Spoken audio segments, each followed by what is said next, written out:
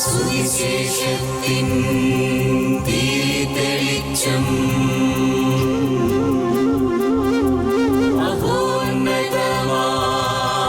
ആത്മാർപ്പണം. വചനം സത്യം ജീവദായകം. വചനം സത്യം ജീവദായകം. വചനം സത്യം ജീവദായകം.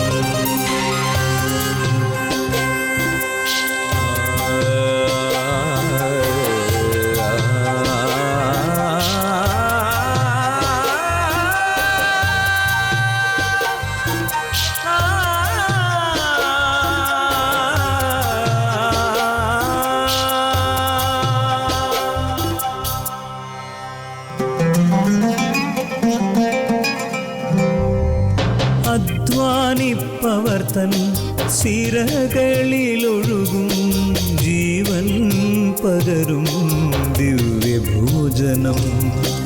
അധ്വാനിപ്പവർത്തൻ സിരകളിലൊഴുകും ജീവൻ പകരും ദിവ്യഭോജനം. അതിരുകൾ ഭേദിക്കും സ്നേഹത്തിൻ രശ്മികൾ ഞങ്ങളെ ഉണർത്തുന്ന പുതിയ പ്രഭാതം. അതിരുകൾ ഭേദിക്കും സ്നേഹത്തിൻ രശ്മികൾ ഞങ്ങളെ ഉണർത്തുന്ന പുതിയ പ്രഭാതം.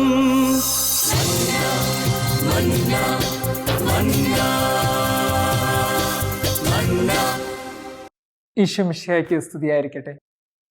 ക്രിസ്തുവിൽ ഏറ്റവും സ്നേഹം നിറഞ്ഞവരെ, നമ്മൾ കത്തോലിക്കരെ സംബന്ധിച്ചിടത്തോളം ഏറ്റവും അധികം സമാനത നിറഞ്ഞ ഒരു കാര്യം എന്താണെന്ന് ചോദിച്ചാൽ, നമ്മുടെ ഏത് ഭവനത്തിൽ കയറി ചെന്നാലും തിരുഹൃദയത്തിൻ്റെ ഒരു ചിത്രമുണ്ടാകും എന്നുള്ളതാണ്. അത് പണക്കാരൻ്റെ ആകട്ടെ, പാവപ്പെട്ടവൻ്റെ ആകട്ടെ, ചെറിയവൻ്റെ ആകട്ടെ, വലിയവൻ്റെ ആകട്ടെ, ഏതൊരു വീട്ടിൽ ചെന്നാലും വളരെയധികം സുന്ദരമായ ഒരു തിരുഹൃദയത്തിൻ്റെ ചിത്രമുണ്ടാകും. തിരുഹൃദയത്തിൽ പ്രതിഷ്ഠിക്കപ്പെട്ടതായിരിക്കും നമ്മുടെ എല്ലാ ഭവനങ്ങളും. അതുകൊണ്ട് തന്നെ തിരുഹൃദയത്തെ ഒന്ന് നോക്കിയിട്ടാണ് നമ്മളെല്ലാവരും വീട്ടിൽ കയറി വരുന്നതും ഇറങ്ങിപ്പോകുന്നതും. അത്രയും സുന്ദരമായ നമ്മുടെയൊക്കെ ആത്മീയതയ്ക്കിടയിൽ നമ്മളെല്ലാവരും തിരിച്ചറിയേണ്ട ഒരു സത്യം ഇതാണ്: ഈ തിരുഹൃദയത്തെ 2 നിമിഷ നേരം വളരെ സുന്ദരമായി നോക്കി നിന്നാൽ ഉണ്ടാകുന്ന മാറ്റം എന്താണ്? നമ്മൾ എന്തെങ്കിലും നമ്മുടെ വീട്ടിലെ തിരുഹൃദയത്തിന്റെ ചിത്രത്തെ ഒരു 2 നിമിഷ നേരം വളരെ മൗനമായി, വളരെ സൗമ്യമായി, വളരെ ഭക്തിയോടെ നോക്കി നിന്നിട്ടുണ്ടോ? അങ്ങനെ ഒരു 2 നിമിഷം കൊണ്ട് തിരുഹൃദയത്തെ നോക്കി നിന്ന് ജീവിതം മാറിയ 3 മനുഷ്യരുടെ ജീവിതം നമ്മൾ ഇന്ന് കാണുകയാണ്. അത് വളരെ സുന്ദരമായി വ്യക്തമാക്കുന്നത് സുവിശേഷത്തിൽ തന്നെയാണ്. സുവിശേഷത്തിലെ യോഹന്നാൻ യേശുവിൻ്റെ പ്രിയ ശിഷ്യനെന്ന് പറയുമ്പോൾ അത് യോഹന്നാനാണെന്ന് പറയുന്ന പല ദൈവശാസ്ത്രജ്ഞന്മാരുമുണ്ട്. അതുകൊണ്ട് തന്നെ ആ ശിഷ്യൻ 2 നിമിഷ നേരം ക്രിസ്തുവിൻ്റെ തിരുഹൃദയത്തെ നോക്കിയതായി നമ്മൾ വചനത്തിൽ വായിക്കുന്നുണ്ട്. യോഹന്നാൻ യേശുവിൻ്റെ പ്രിയപ്പെട്ട ശിഷ്യനാണ്. വളരെ നല്ല മനുഷ്യനാണ്. വളരെ സുന്ദരമായ ചിന്തകളും സുന്ദരമായ വാക്കുകളും കൊണ്ട് ക്രിസ്തുവിനോടൊപ്പം കൂടെ നിന്ന ഒരു ശിഷ്യനാണ്. അതുകൊണ്ട് തന്നെ ഈ ശിഷ്യൻ ഏറ്റവും പ്രിയപ്പെട്ട ശിഷ്യനെന്ന് തന്നെ നമുക്കും വിശ്വസിക്കുവാൻ സാധിക്കും. അതിനിടയിൽ നമ്മൾ തിരിച്ചറിയേണ്ട ചില സത്യങ്ങൾ ഉണ്ട്. യോഹന്നാൻ അത്ര നല്ല മനുഷ്യനെന്ന് നമ്മൾ വിശേഷിപ്പിക്കാൻ തക്ക വിധത്തിൽ വിശുദ്ധിയും പുണ്യങ്ങളും മാത്രം നിറഞ്ഞൊരു മനുഷ്യനായിരുന്നു. തീർച്ചയായിട്ടും പല കുറവുകളും ആ മനുഷ്യന്റെ ജീവിതത്തിലും ഉണ്ടായിരുന്നു. മാർക്കോസിന്റെ സുവിശേഷം 10-ാം അധ്യായം 35-ാം വാക്യത്തിൽ യാക്കോബും യോഹന്നാനും വന്ന് യേശുവിന്റെ മുമ്പിൽ നിൽക്കുന്ന ഒരു ചിത്രം നമ്മൾ കാണുന്നുണ്ട്. ഇവർ 2 പേരും മുമ്പിൽ വന്ന് നിൽക്കുമ്പോൾ ഇവർക്ക് 2 പേർക്കും ഒരു സ്വപ്നം മാത്രമേ ഉണ്ടായിരുന്നുള്ളൂ: കർത്താവേ, നിന്റെ വലതുവശത്തും ഇടതുവശത്തും നിൽക്കുവാനുള്ള അധികാരത്തിന്റെ ഭാഗ്യം ഞങ്ങൾക്ക് നൽകണം. അതുകൊണ്ട് തന്നെ നമ്മൾ തിരിച്ചറിയേണ്ട സത്യം ഇതാണ്: 12 പേരുടെ ഇടയിലും ഏറ്റവും അധികം അധികാരമോഹി എന്ന് വേണമെങ്കിൽ വിശേഷിപ്പിക്കാവുന്ന ഒരു ശിഷ്യൻ യോഹന്നാൻ തന്നെയായിരുന്നു. അവൻ്റെ ഉള്ളിൽ അധികാരത്തിൻ്റെ ഒരു ആഗ്രഹമുണ്ടായിരുന്നു. അവൻ്റെ ഉള്ളിൽ നേടിയെടുക്കുവാനുള്ള ഒരു താല്പര്യമുണ്ടായിരുന്നു. പ്രിയമുള്ളവരെ, നമ്മൾ മനസ്സിലാക്കേണ്ട ഒരു സത്യം ഇതാണ്: അവൻ്റെ ഉള്ളിൽ അപ്പോഴും മറ്റുള്ളവരെ അംഗീകരിക്കുവാനുള്ള ഒരു മടി, മറ്റുള്ളവരെ സ്വീകരിക്കുവാനുള്ള ഒരു താല്പര്യത ഇല്ലായിരുന്നു. വീണ്ടും ലൂക്കാ സുവിശേഷം 9-ാം അധ്യായം 54-ാം വാക്യത്തിൽ സമരിയയിലൂടെ യേശുവും ശിഷ്യന്മാരും കടന്നു പോകുന്നത് നമ്മൾ വായിക്കുന്നുണ്ട്. അവിടെ സമരിയാക്കാർ യേശുവിനെ തടഞ്ഞു നിർത്തുന്നുമുണ്ട്. ഈ തടഞ്ഞു നിർത്തുന്നിടയിൽ മറ്റു ശിഷ്യന്മാരൊക്കെ വളരെയധികം വ്യാകുലരായി നിൽക്കുകയാണ്. എന്ത് ചെയ്യണമെന്നറിയാതെ നിൽക്കുകയാണ്. ക്രിസ്തുനാഥന്റെ സൗമ്യമായ ആ ഇടപെടലിനിടയിൽ യോഹന്നാൻ പറയുന്ന ഒരു കാര്യം ഇതാണ്: കർത്താവെ, അഗ്നി ഇറക്കി ഞാൻ ഇവരെ നശിപ്പിക്കട്ടെ. വലിയൊരു ഗുണ്ടായുസത്തിന്റെ ഒരു ധ്വനിയെങ്കിലും അവിടെ ഉള്ളതായി നമുക്കൊക്കെ തോന്നിപ്പോകും. കാരണം ഒരു മനുഷ്യനെ കൊല്ലാൻ 2 മനുഷ്യരെ കൊല്ലാനും എന്നൊക്കെ പലരും കൊട്ടേഷൻ പിടിക്കുമ്പോൾ, യോഹന്നാൻ ഒരു സമൂഹത്തെ മുഴുവനും കൊല്ലാനാണ് ക്രിസ്തുവിനോട് അനുവാദം ചോദിക്കുന്നത്. അപ്പോഴും ക്രിസ്തുനാഥൻ യോഹന്നാനെ തിരുത്തുന്നുണ്ട്. ഒരു സമൂഹത്തെ പോലും ഒരു മടിയും കൂടാതെ കൊല്ലുവാൻ ധൈര്യം കാണിക്കുന്ന യോഹന്നാന്റെ ഒരു ചിത്രവും അവിടെയുണ്ട്. അതെ, ഒരുപാട് കുറവുള്ള മനുഷ്യനാണ് യോഹന്നാൻ, ഒരുപാട് കുറ്റമുള്ള മനുഷ്യനാണ് യോഹന്നാൻ. ആ കുറവുകളും കുറ്റങ്ങളും അവന്റെ ജീവിതത്തിൽ ഉണ്ടായിരിക്കുമ്പോഴും അവന്റെ ജീവിതം മാറി മറിഞ്ഞത് എവിടെ വെച്ചാണ്? അത് നമ്മൾ മനസ്സിലാക്കേണ്ടത് അത്താഴമേശയിൽ വെച്ചാണ്. അത്താഴമേശയിലെ വചനം വായിക്കുമ്പോൾ യേശുവിന്റെ വശസ്സിനോട് ചേർന്ന് കിടന്ന ഒരു ശിഷ്യൻ എന്ന് നമ്മൾ വചനത്തിൽ വായിക്കുന്നുണ്ട്. ദൈവശാസ്ത്രജ്ഞന്മാർ മനസ്സിലാക്കുന്നത് അത് യോഹന്നാൻ എന്നാണ്. ആ ചരിത്രം മനസ്സിലാക്കിക്കൊണ്ട് തന്നെ നമ്മൾ തിരിച്ചറിയേണ്ടത്, യോഹന്നാൻ ക്രിസ്തുവിന്റെ വശസ്സിനോട് ചേർന്ന് കിടന്നപ്പോൾ അവൻ മാത്രം കണ്ട ഒരു സത്യം ക്രിസ്തുവിന്റെ ഹൃദയമായിരുന്നു. മറ്റ് ശിഷ്യന്മാരൊക്കെ ക്രിസ്തുവിനോടൊപ്പമുണ്ട്, മറ്റ് ശിഷ്യന്മാരൊക്കെ ക്രിസ്തുവിനോട് ചേർന്ന് നിൽപ്പുണ്ട്.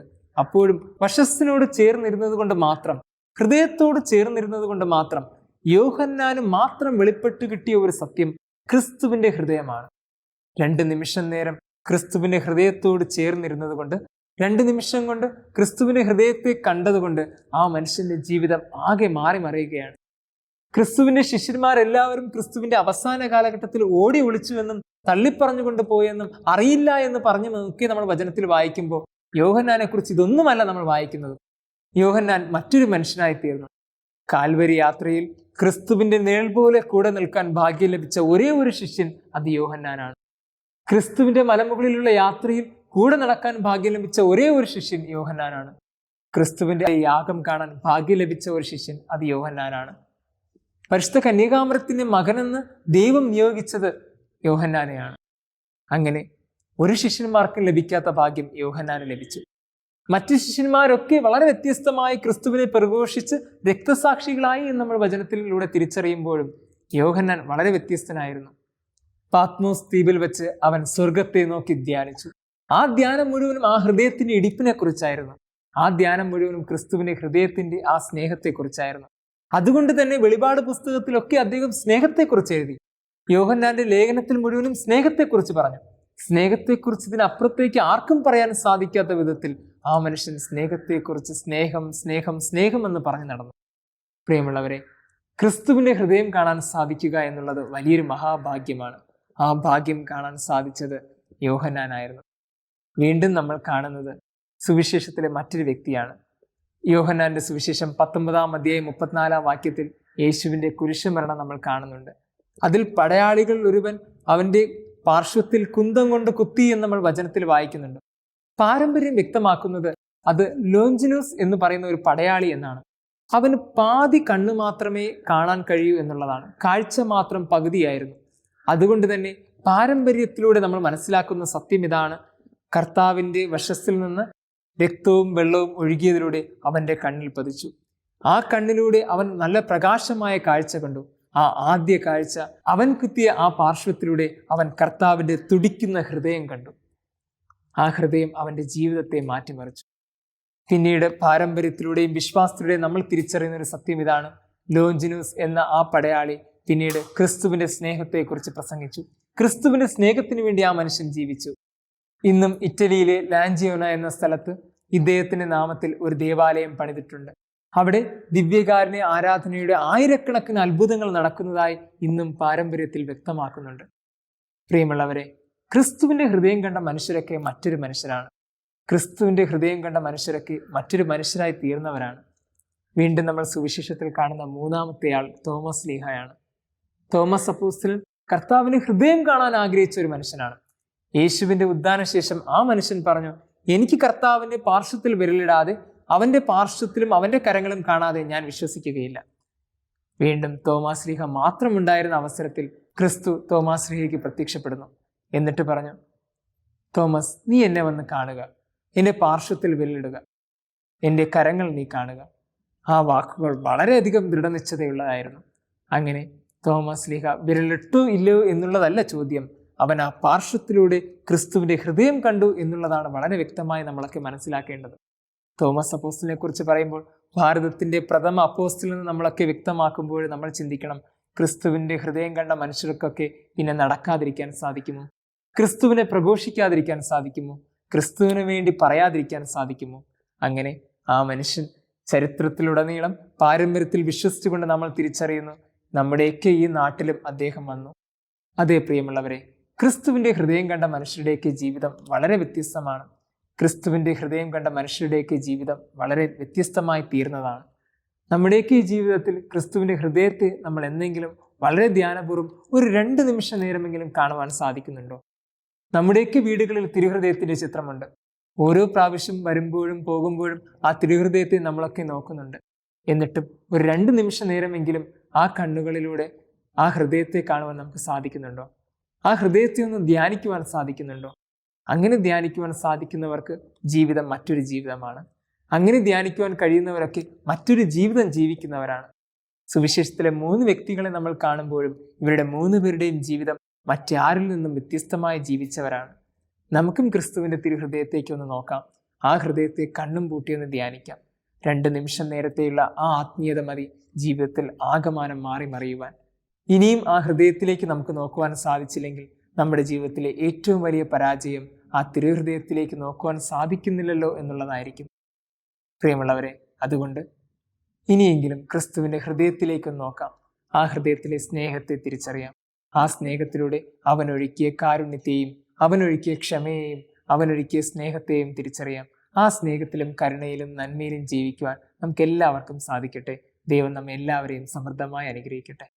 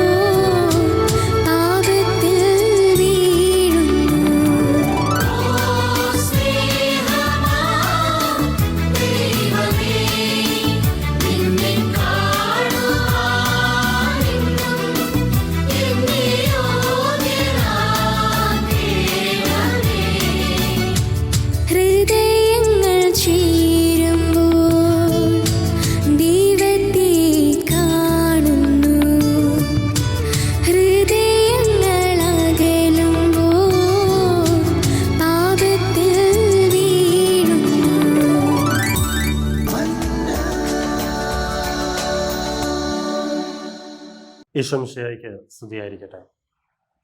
ക്രിസ്തുവിൽ ഏറ്റവും സ്നേഹബഹുമാനമുള്ള സഹോദരങ്ങളെ, ഈ ഒരു വചന വിചിന്തനത്തിലേക്ക് നിങ്ങളേവരെയും പ്രാർത്ഥനാപൂർവം സ്വാഗതം ചെയ്യുന്നു.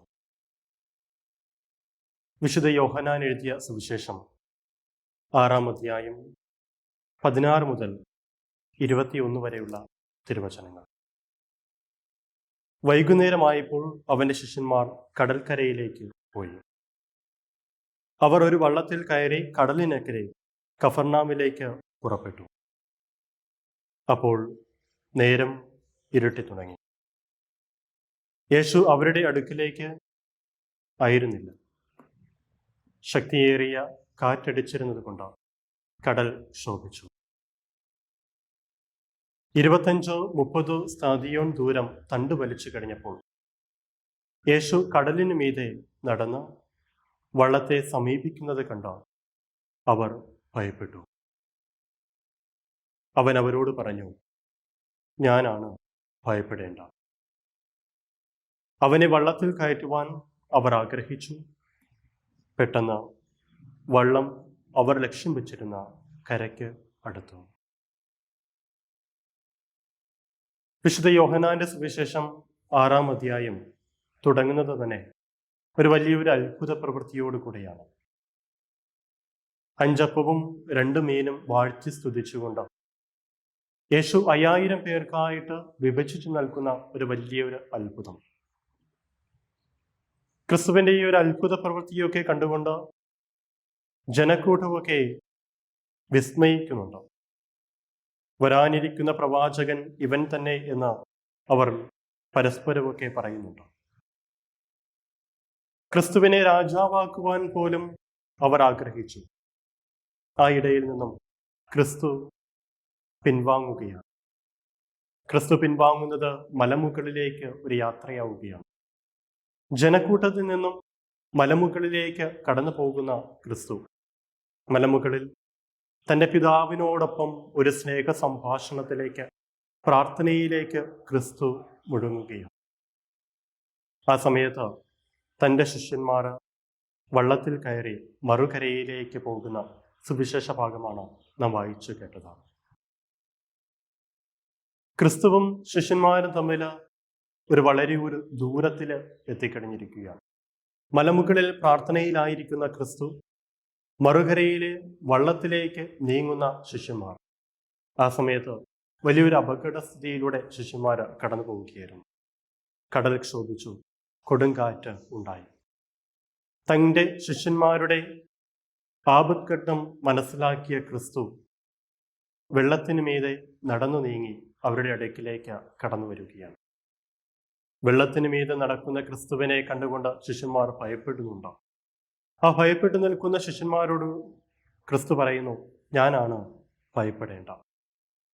ഉടനെ ശിഷ്യന്മാർ ക്രിസ്തുവിനെ വള്ളത്തിലേക്ക് കയറ്റുവാനായിട്ട് ആഗ്രഹിക്കുന്നുണ്ട്. വള്ളത്തിലേക്ക് കയറ്റുവാനായിട്ട് അവർ ആഗ്രഹിക്കുന്ന നിമിഷം തന്നെ അവർ എവിടെയാണോ ലക്ഷ്യം വെച്ചത് അവിടേക്ക്, ആ കരയിലേക്ക് വള്ളം അടുക്കുകയാണ്. ക്രിസ്തുവിൽ നിന്നും ഒരു മുഴം മാറി സഞ്ചരിച്ച ശിഷ്യന്മാര്, ആ ശിഷ്യന്മാര് എപ്പോഴാണോ ക്രിസ്തുവിനെ അവരുടെ ജീവിതത്തിലേക്ക് സ്വീകരിക്കുവാനായിട്ട് തയ്യാറായത്, അവരുടെ ലക്ഷ്യത്തിലേക്ക്, അവരുടെ സ്വപ്നങ്ങളിലേക്ക്, അവരുടെ ചിന്തകളിലേക്ക്, അവരുടെ ജീവിതത്തിലേക്ക് ക്രിസ്തുവിനെ സ്വീകരിക്കുവാനായിട്ട് ആഗ്രഹിച്ച നിമിഷം തന്നെ വീണ്ടും ഒരു പ്രശാന്തമായ ഒരു ജീവിതത്തിലേക്ക്, ശാന്തമായ ഒരു ജീവിതത്തിലേക്ക് അവർ കടന്നു വരികയാണ്. കടൽ ശാന്തമായി, കാറ്റ് ശമിച്ചു. അവരായിരിക്കേണ്ട ഇടത്തിലേക്ക് അവർ കടന്നു വരികയാണ്. അവർ ലക്ഷ്യം വെച്ചിരിക്കുന്ന കടൽ കരയിലേക്ക് അവർ നടന്നു നീങ്ങുകയാണ്. നമ്മുടെ ഓരോരുത്തരുടെയും ജീവിതത്തിലും ഇപ്രകാരം ക്രിസ്തുവിനെ നമ്മുടെ ഓരോരുത്തരുടെയും ജീവിതത്തിലേക്ക് സ്വീകരിക്കുവാനായിട്ട് അവിടുന്ന് ഓരോരുത്തരും ആഗ്രഹിക്കുന്നുണ്ടോ?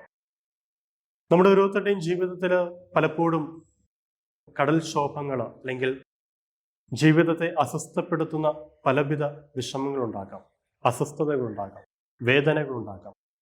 ആ ഇടയിലൊക്കെയും ക്രിസ്തുവിനെ നമ്മുടെ ജീവിതത്തിലേക്ക് സ്വീകരിക്കുവാനായിട്ട് നമുക്ക് സാധിക്കേണ്ടിയിരിക്കുന്നു. തീർച്ചയായിട്ടും എല്ലാവിധ അപകട സാധ്യതകളിൽ നിന്നും അല്ലെങ്കിൽ പരിഭവങ്ങളിൽ നിന്നും വേദനകളിൽ നിന്നും മാറി നിന്നുകൊണ്ട് ക്രിസ്തുവിനെ എൻ്റെ ജീവിതത്തിലേക്ക് സ്വീകരിക്കുവാനായിട്ട് ഞാൻ തയ്യാറാവുന്ന നിമിഷം തന്നെ എല്ലാ പ്രശ്നങ്ങൾക്കും ഒരു പരിഹാരം കണ്ടെത്തി എന്നുള്ളത് തന്നെയാണ്. എൻ്റെ ജീവിതത്തിലെ വിഷമതകളിൽ നിന്നും പരിഹാരം കണ്ടെത്തണമെങ്കിൽ ആദ്യം ഞാൻ ക്രിസ്തുവിനോട് കൂടെ ചേർന്ന് സഞ്ചരിക്കേണ്ട ഒരു വ്യക്തിയായിട്ട് മാറേണ്ടിയിരിക്കുന്നു. ക്രിസ്തുവിൽ നിന്നും ഏറെ ദൂരം പിന്നിടുവാനല്ല, മറിച്ച് എൻ്റെ ജീവിതത്തിലേക്ക് കടന്നു വരുന്ന ക്രിസ്തുവിനെ ആ ജീവിതത്തിലേക്ക് സ്വീകരിക്കുവാനായിട്ട് ഞാൻ താല്പര്യം പുലർത്തേണ്ടിയിരിക്കുന്നു. അതുകൊണ്ട് തന്നെയാണ് വിശുദ്ധ യോഹന്നാന്റെ സുവിശേഷം 15-ാം അധ്യായം അത്തിമരത്തിൻ്റെയും ശാഖയുടെയും ഉപമ പറയുന്നുണ്ട്. അത്തിമരത്തോട് ചേർന്ന് നിൽക്കാത്ത ശാഖയ്ക്ക് ഫലം പുറപ്പെടുവിക്കുവാനായിട്ട് സാധിക്കുകയില്ല എന്നുള്ളത്. അത്തിമരം ക്രിസ്തു തന്നെയാണ്, ശാഖകൾ നാം ഓരോരുത്തരും. അത്തിമരത്തോട് ചേർന്ന് നിൽക്കുന്ന ശാഖം ഫലം പുറപ്പെടുവിക്കുന്നത് പോലെ ക്രിസ്തുവിനോട് ചേർന്ന് നിൽക്കുമ്പോൾ മാത്രമേ നമുക്ക് ഫലം പുറപ്പെടുവിക്കുവാനായിട്ട് സാധിക്കുകയുള്ളൂ. ഈ ഒരു വചനഭാഗത്തിൽ 2 കാര്യങ്ങൾ നമുക്ക് വായിച്ചെടുക്കുവാനായിട്ട് സാധിക്കും. ഒന്നാമത്തത് ഒരു പ്രതീക്ഷയുടെ ഒരു കാര്യമുണ്ട്. ക്രിസ്തുവിനോട് ചേർന്ന് നിൽക്കുന്ന ഒരു ജീവിതമാണ് എൻ്റേത് എങ്കിൽ എൻ്റെ ജീവിതത്തിൽ ഫലം പുറപ്പെടുവിക്കുവാനായിട്ട് സാധിക്കും. ഞാൻ ആയിരിക്കുന്ന ജീവിത അവസ്ഥകളിൽ, എൻ്റെ കുടുംബ ജീവിതത്തിൽ, എൻ്റെ സന്യസ്ത ജീവിതത്തിൽ, എൻ്റെ വൈദിക ജീവിതത്തിൽ, എൻ്റെ ഏകസ്ഥ ജീവിതത്തിൽ, ഞാൻ ആയിരിക്കുന്ന സമൂഹത്തിൽ, ഞാൻ ആയിരിക്കുന്ന ഭവനത്തിൽ എനിക്ക് ഫലം പുറപ്പെടുവിക്കുവാനായിട്ട് സാധിക്കണമെങ്കിൽ ക്രിസ്തുവിനോട് ചേർന്ന് നിൽക്കുവാനായിട്ട് എനിക്ക് സാധിക്കണം. ഒരു മുന്നറിയിപ്പ് കൂടി അവിടെ പറയുന്നുണ്ട്. എൻ്റെ ജീവിതം ക്രിസ്തുവിൽ നിന്നും അകന്നു പോകുന്നുവെങ്കിൽ അവിടെ തകർച്ചകളായി, അവിടെ ഞാൻ പതറിപ്പോകും, ഞാൻ പ്രലോഭനങ്ങളിലേക്ക് വീണു പോകും എന്നൊരു മുന്നറിയിപ്പ്. നമുക്കറിയാം, ശാഖ അതിൻ്റെ ഫലം ഭക്ഷിക്കുന്നില്ല. ശാഖ ഫലം പുറപ്പെടുവിക്കുന്നുവെങ്കിൽ അത് മറ്റുള്ളവർക്ക് വേണ്ടി തന്നെയാണ്. ക്രിസ്തുവിനോട് ചേർന്ന് നിന്നതുകൊണ്ട് എൻ്റെ ജീവിതം അനുഗ്രഹപ്രദമായി മാറുന്നുവെങ്കിൽ, ക്രിസ്തുവിനോട് ചേർന്ന് നിന്നതുകൊണ്ട് എൻ്റെ ജീവിതത്തിൽ എന്തെങ്കിലുമൊക്കെ ഫലം കടന്നു വരുന്നുണ്ടെങ്കിൽ അത് മറ്റുള്ളവർക്ക് നൽകുവാൻ വേണ്ടി തന്നെയാണ്. എൻ്റെ സഹോദരങ്ങൾക്ക്, എൻ്റെ മാതാപിതാക്കൾക്ക്, എൻ്റെ ജീവിത പങ്കാളികൾ, മക്കൾക്ക്, എൻ്റെ സന്യസ്ത കൂട്ടായ്മയിലേക്ക്, എൻ്റെ ഇടവകയിൽ, എൻ്റെ സമൂഹത്തിൽ ഒക്കെയും ഈ അനുഗ്രഹങ്ങൾ പകർന്നു കൊടുക്കുവാനായിട്ട് ഞാൻ വിളിക്കപ്പെട്ടിരിക്കുകയാണ്. ഫലം നൽകാത്ത മുന്തിരിവള്ളികൾ അത് വെട്ടി മാറ്റപ്പെടുക തന്നെ ചെയ്യും. നമ്മുടെയും ജീവിതത്തിൽ ഫലം നൽകുവാനായിട്ട് നാം ഓരോരുത്തരും വിളിക്കപ്പെട്ടിരിക്കുകയാണ്. വീണ്ടും സുവിശേഷ ഭാഗത്തിലേക്ക് കടന്നു പോകുമ്പോൾ യോഹന്നാന്റെ സുവിശേഷം 6-ാം അധ്യായത്തിലെ ക്രിസ്തു വെള്ളത്തിന് മീതെ നടക്കുന്ന ഭാഗം വിശുദ്ധ മത്തായി എഴുതി വയ്ക്കുമ്പോൾ ഒരു ഭാഗം കൂടി എഴുതി വയ്ക്കുന്നുണ്ട്. വെള്ളത്തിന് മീതെ നടക്കുന്ന ക്രിസ്തുവിനെ കണ്ടുകൊണ്ട് പത്രോസ് എഴുന്നേറ്റ് നിന്നുകൊണ്ട് പറയുന്നുണ്ട്, കർത്താവേ, ഇത് അങ്ങാണെങ്കിൽ വെള്ളത്തിന് മീതെ നടന്ന് അങ്ങയുടെ അടുക്കലേക്ക് വരുവാൻ എന്നോടും കൽപ്പിക്കുക എന്നുള്ളത്. ക്രിസ്തു അവനോട് പറയുന്നു, വരിക. വളരെ ധൈര്യപൂർവം പത്രോസ് വള്ളത്തിൽ നിന്ന് ഇറങ്ങി വെള്ളത്തിന് മീതെ നടന്നു നീങ്ങുന്നുണ്ട്. അവൻ്റെ നോട്ടവും അവൻ്റെ ഭാവവും ഒക്കെ ക്രിസ്തുവിൻ്റെ മുഖത്തേക്ക് തന്നെയായിരുന്നു. എന്നാൽ ഒരു നിമിഷം കടൽക്ഷോഭം, കാറ്റ് ആനടിച്ചപ്പോൾ അവനൊന്ന് പതറിപ്പോയി. അവൻ ഭയപ്പെട്ടു പോയി. ആ ഭയപ്പാടിൽ അവൻ്റെ മുഖം ക്രിസ്തുവിൻ്റെ മുഖത്തിൽ നിന്നും ഒന്നിടറിപ്പോയപ്പോൾ വെള്ളത്തിലേക്ക് അവൻ താണിറങ്ങി. കർത്താവേ, എന്നെ രക്ഷിക്കണമേ എന്ന് അവൻ വീണ്ടും പറയുന്നുണ്ട്. വീണ്ടും ക്രിസ്തുവിലേക്കുള്ള ഒരു തിരിഞ്ഞു നോട്ടം. നമ്മുടെ ഓരോരുത്തരുടെയും ജീവിതവും ക്രിസ്തുവിലേക്കുള്ള ഒരു നോട്ടമായിട്ട് മാറുവാനായിട്ട് നാം വിളിക്കപ്പെട്ടിരിക്കുന്നു. എൻ്റെ ജീവിതത്തിൽ അത്ഭുതങ്ങൾ സംഭവിക്കണമെങ്കിൽ, എൻ്റെ ജീവിതത്തിലെ എല്ലാവിധ പ്രയാസങ്ങളും മാറണമെങ്കിൽ ഞാനും ക്രിസ്തുവിനോട് ചേർന്ന് നിന്നുകൊണ്ട്, എൻ്റെ മുഖം ക്രിസ്തുവിനോടുകൂടി ചേർന്ന് നിന്നുകൊണ്ടുള്ള ഒരു നോട്ടമായിട്ട് മാറുവാനായിട്ട് നാം വിളിക്കപ്പെട്ടിരിക്കുകയാണ്. നമ്മുടെ ഓരോരുത്തരുടെയും ജീവിതത്തിൽ ഈ ഒരു ക്രിസ്തുവിനോടുള്ള ഒരു നോട്ടം എപ്പോഴും അനിവാര്യം തന്നെയാണ്. എൻ്റെ ജീവിതവും ക്രിസ്തുവിനോട് ചേർന്ന് നിന്നുകൊണ്ടുള്ള ഒരു ജീവിതമായിട്ട് മാറുവാനായിട്ട് നാം ഓരോരുത്തരും വിളിക്കപ്പെട്ടിരിക്കുന്നു. ഇടറിപ്പോകുന്ന നിമിഷങ്ങൾ വന്നേക്കാം. നമ്മുടെ ബലഹീനതകളിൽ നാം ചിലപ്പോൾ പതറിപ്പോയേക്കാം. നമ്മുടെ തെറ്റിദ്ധാരണകളിൽ, നമ്മുടെ പരിഭവങ്ങളിൽ, നമ്മുടെ കുറ്റബോധങ്ങളിൽ, നമ്മുടെ പാപാവസ്ഥകളിൽ നാം ചിലപ്പോൾ വീണു പോയേക്കാം. എങ്കിലും അവിടെ നിന്നൊക്കെ എഴുന്നേറ്റ് വീണ്ടും നടക്കേണ്ടിയിരിക്കുന്നു. ഇന്ന് ഈ ഒരു വചനഭാഗം നാം തീർച്ചയായിട്ടും ധ്യാനിക്കുമ്പോൾ നമ്മുടെ ഓരോരുത്തരുടെയും ജീവിതത്തിലേക്കും നമുക്കൊന്ന് കൊണ്ടുവരാം. എൻ്റെ ജീവിതത്തിൽ ഫലം പുറപ്പെടുവിക്കണമെങ്കിൽ ഞാൻ ക്രിസ്തുവിനോട് ചേർന്ന് നിന്നുകൊണ്ടുള്ള ഒരു ജീവിതമായിരിക്കണം. എൻ്റെ ലക്ഷ്യങ്ങളും എൻ്റെ സ്വപ്നങ്ങളും എൻ്റെ ചിന്തകളും ഒക്കെയും ക്രിസ്തുവിനോട് ചേർന്ന് നിന്നുകൊണ്ടുള്ള ഒരു ജീവിതമാകുമ്പോൾ, എൻ്റെ ജീവിത യാത്രയാകുന്ന തോണിയിൽ അവിടുത്തെ സ്വീകരിക്കുവാനായിട്ട് ഞാൻ സന്നദ്ധ കാണിക്കുമ്പോൾ, നമ്മുടെ ജീവിതം എവിടേക്കാണോ നാം നടന്നു നീങ്ങുന്നത് അവിടേക്ക് എത്തിപ്പെടുക നമുക്ക് സാധിക്കുക തന്നെ ചെയ്യും. അതിന് സഹായകമായിട്ട് വിശുദ്ധന്മാരുണ്ട്. പരിശുദ്ധ കന്യകാമറിയം നമ്മുടെ കരം പിടിച്ചുകൊണ്ട് സ്വർഗത്തിലേക്കുള്ള ഒരു യാത്ര തന്നെയാണ് നമ്മുടെ ലക്ഷ്യം. ആ ലക്ഷ്യത്തിലേക്കുള്ള കരം പിടിച്ചുകൊണ്ടുള്ള നമ്മുടെ യാത്ര പരിശുദ്ധ കന്യകാമറിയത്തിൻ്റെയും സകല വിശുദ്ധരുടെയും മാധ്യസ്ഥവും നമ്മുടെ മേൽ എപ്പോഴും ഉണ്ടായിരിക്കണമേ എന്ന് നമുക്ക് പ്രാർത്ഥിക്കുകയും ചെയ്യാം. ദൈവം നമ്മെ ഓരോരുത്തരെയും അനുഗ്രഹിക്കട്ടെ. കുരിശ് രക്ഷയുടെ അടയാളമാണ്. സ്നേഹത്തിൻ്റെയും പങ്കുവെക്കലിൻ്റെയും മഹത്തായ അനുഭവം. ആ വലിയ രക്ഷയുടെ സാന്നിധ്യം നമ്മുടെ ജീവിതത്തെ സമ്പൂർണ്ണമാക്കട്ടെ.